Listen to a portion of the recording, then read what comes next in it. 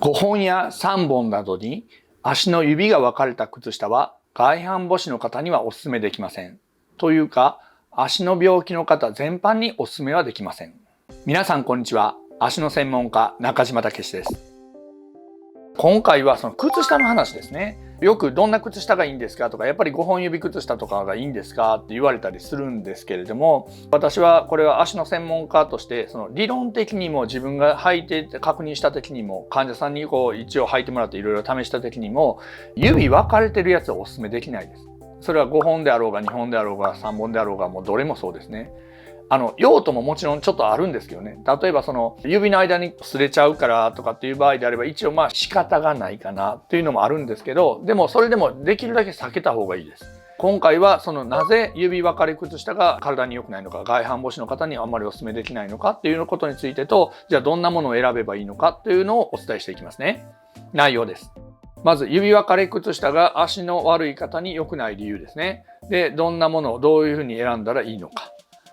今回の動画をご覧になることであなたは指の分かれた靴下が体に与える影響について詳しく知ることで正しい靴下を選択できるようになります。私は足の専門家であり動作改善の専門家でもあります。で、私は外反母趾や足のこともしくは全身のことに関して有益な情報を世の中に発信したいな、広めたいなと思って YouTube を始めました。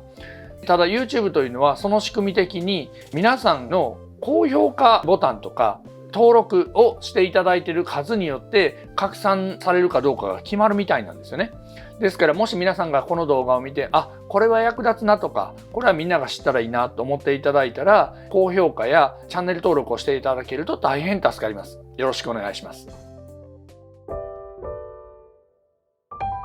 ではまず指が分かれている靴下はなぜ良くないのかの話なんですけど、これはそもそも足の指を広げるというのが足にとって良くないっていう風なところから始まるんですね。なんか皆さんなんとなく足の指でパッと開いたらすごくいいみたいなイメージがあると思うんですけど、今皆さんもしもインターネットとか触ってたら開腸足っていうのを調べてもらったら、足の障害として開腸足ってこの頃有名になってきてる概念なんですよね。本当は昔からそうなんですけど、足の横幅ですよ。開いたらダメだっていうのはなんとなく分かってる人もいるし増えてきてるんだけど、指に関してはなんかそれとは別物みたいになっちゃってるんですよね。いや、指開いたら当然下も開きますよっていう話です。で、足の骨のこの中を考えてみてほしいんですけど、指が開けば開くほど足の骨ってちょっとインターネットとかで足の骨見てもらったら分かるんですが、足の骨って細かい骨がいっぱいガチッとひっついてできてるんですけど、足の骨の間もどうなるかというと開きますよね。じゃあ足の骨と骨同士が広がって緩めば緩むほど足は丈夫になるんですかね。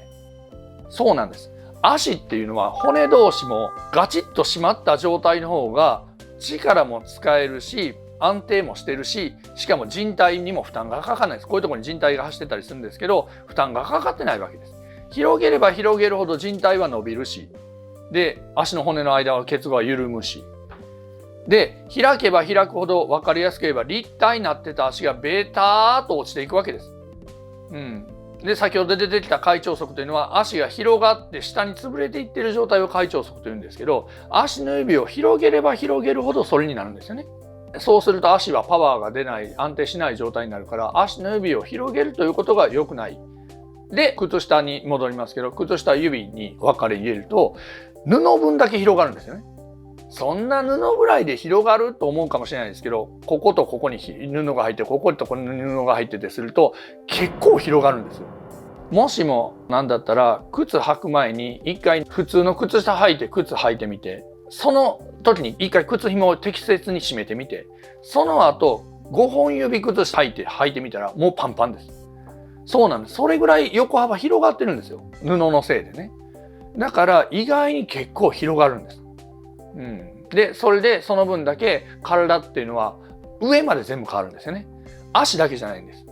足の指が広がってぐにゃぐにゃになるということは、上の骨格も順次ずれていくようになってあるんですね。具体的に言えば、足の指って広がれば広がるほど股関節とか膝も内に巻き込まれるようになったんです。これ詳しいメカニズムはもうめっちゃ時間かかるんで、また何か他の動画作れたら作りますけれども、足の指を広げれば広げるほど膝や股関節も内にねじれ込んできて悪くなりやすいようになったんです。だから足の指っていうのは基本的に広げないし、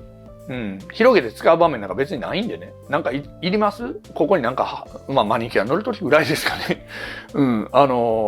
ないでしょ。だからそういう意味で言っても広げる必要もないし、広げたらその分だけ足のパワーは発揮しなくなる。で靴下もそれに一役噛んじゃうようになっちゃうから、だから5本指靴下であれ3本指であれ広げるのはやめましょうということですね。ではどんな靴下を選んだらいいかですけど、とりあえず普通の分かれてない靴下にしましょうっていうところですよね。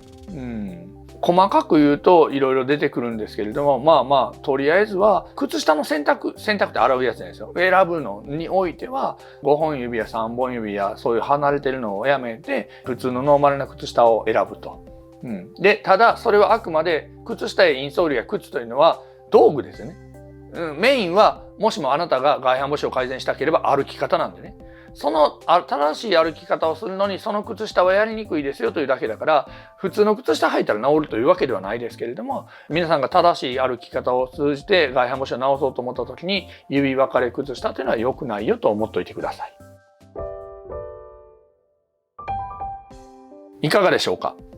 足の指をそもそも広げたらダメだというのが分かってないというか知らない人がすごく多いんですけど、足の骨って人体の骨の4分の1が足首から下にあるんですね。細かい骨がいっぱいあるってことです。それがガチッと結合してるから安定するんですけど、指を広げれば広げるほどそれは緩むのでね。基本的に。だからそういうふうなことを助長するようなグッズは使わない。だから指を広げるようなものは何も使わない、基本的に。っていうのがおすすめです。